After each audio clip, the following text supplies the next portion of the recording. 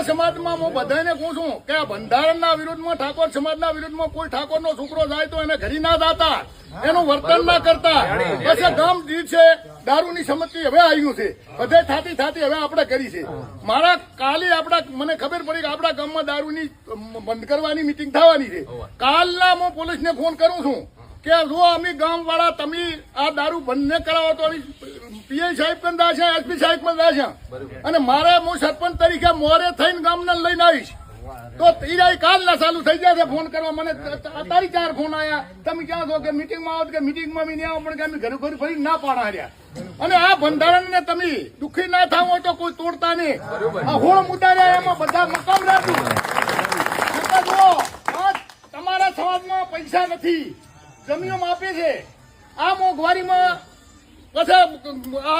તમે આ પૂરો જણગાર કરવાના છો ને તો 2 વીઘા છે વેચશો પડી, અને આવનારી કોકના પોતલા ઉપાડશે.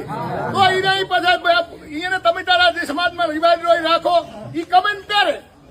ઢોરા રાખેની જમીનમાં 5 વીઘા 2 વીઘા જમીન એ કમાઈ કરે. કોઈ ખોટા રિવાજ કે કોઈ વ્યાજમાં લાવીને પૈસા ખોટા દેખાવ કરશો નહીં. કાલે એક વિડીયો ફરાયેલો ભટવાડનો, મેં લવેકજીને ફોન કર્યો, લવેકજી તમારા વિસ્તારનો વિડીયો ડીજીનો ને કંકુતરીનો ફરેલો કે અમે બધા કાલે બંધવાડના પ્રશ્ન સોલ્વ થઈ ગયો. થઈ ગયો. આપણે આટલું પૈસા લૂકીને આ સમાજનો બંધામાં કોઈ ગમે અહીંયા કોઈ ભંગવો ના પાડતા.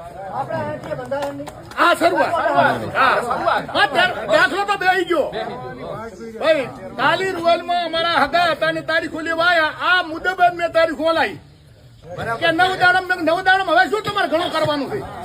10 દાડમ મને 5 દાડમ થઈ જાય.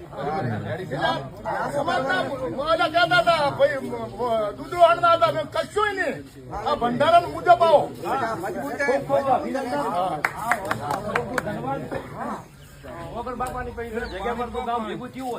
દળ સેવા કરી દે. બધાના મનમાં કન્ફ્યુઝ હતું કે દારૂ ગામમાં બંધ થશે કે ન થાય, પણ આજના દિવસે 13 વાળા દારૂ